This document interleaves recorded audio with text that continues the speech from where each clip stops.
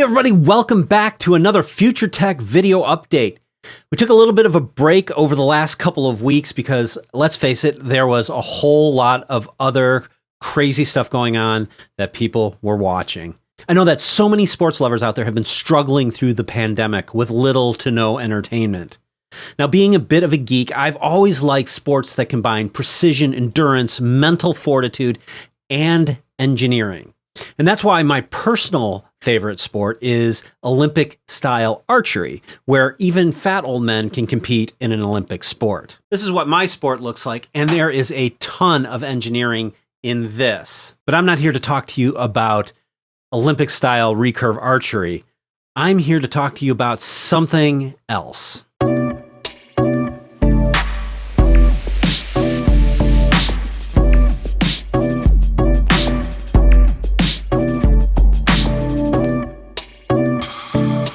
I want to give you a sporting event that may be the most extreme sporting event on the planet. It has strategy, intense physical and psychological challenges, endurance, and cutting-edge engineering and technology in extreme, life-threatening environments. I'm talking about the Vendée Globe.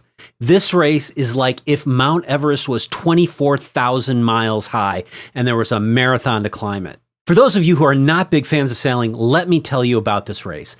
It is an unassisted solo sail around the world through the most extreme waters on the planet. The race starts in Les Sables d'Olonne, which I'm sure I'm brutalizing, in Vendée. It then heads down the Atlantic Ocean to the Cape of Good Hope, then clockwise around Antarctica, then up around Cape Horn, and then back to Les Sables d'Olonne. They sail through the dreaded South Seas, the roaring 40s, where waves can circle the globe without being impeded by land, often reaching sizes of up to 60 feet. Whoa, whoa, whoa. Oh, mother.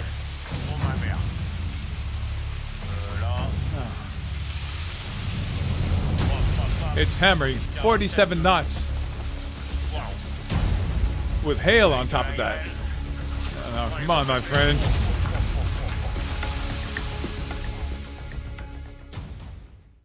The race typically takes anywhere from 74 to 150 days to finish. When they are in the South Seas, they are on their own. Most parts of the course are so remote, the only hope of rescue comes from the other sailors. It's too far for helicopters or planes to rescue you. The seas are a mix of freezing temperatures and constant hurricane conditions with 60-foot waves, and these are 60-foot boats they are sailing. And often the majority of the sailors cannot finish the course, and there are fatalities. In 1992, two sailors, Nigel Burgess and Mike Plant, were lost at sea. In 1996, Jerry Roofs was lost at sea. And there is an absolutely incredible book called God-Forsaken Sea by Derek Lundy that chronicles the absolutely brutal 1996 race in which only 6 of the 16 racers managed to finish. One of the sailors badly injured his arm in a capsize in the South Seas and had to right his boat and then perform surgery on himself to repair his mangled arm. These people are incredibly hardcore. And not only that, but because you're sailing through the seas around Antarctica, you have to risk the possibility that when you go to sleep for the 30 minutes of sleep that you can get a night, that you don't hit an iceberg. This year has an absolutely incredibly exciting lineup.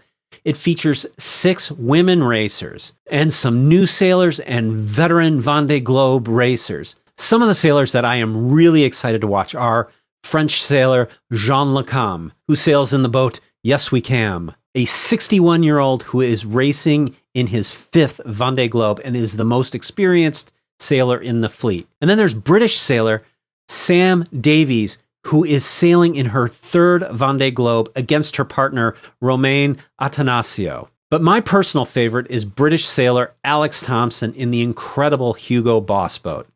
Really, all of these sailors are the best of the best, or maybe just the craziest of the crazy. When we talk about engineering, these boats are an incredible array of cutting-edge materials and design. There are basically 3 generations of boats in this race. There are the older boats that are tried and tested in this race and have shown that they are capable of taking the beating. But there's another generation of boats now that use hydrofoils to lift the boats out of water after about 12 knots. They tend to fly more than they sail, and they can be much faster. But the question is, can they stand up to the punishment of this race, which often sees ships dismasted or just broken in half? And then there is the Hugo Boss boat. The Hugo Boss boat has all of the controls and sheets inside a sealed cockpit at the base of the mast. This design protects Alex Thompson from the brutal elements, but it is a completely new and unproven hydrofoil with an advanced autopilot functionality. And if this boat fares well, I would have to imagine these types of boats will be the future of the sport. Now, the fleet left on Sunday morning, so we will have at least another 70 to 80 days of sailing to watch. And you can even play along with the Virtual Regatta sailing app, where you can compete with the racers and more than 500,000 virtual sailors from around the world. So if you want an exciting sport with incredibly cool technology, this is the one to watch. I'll put all the links in the description, and I hope you enjoy it as much as I do.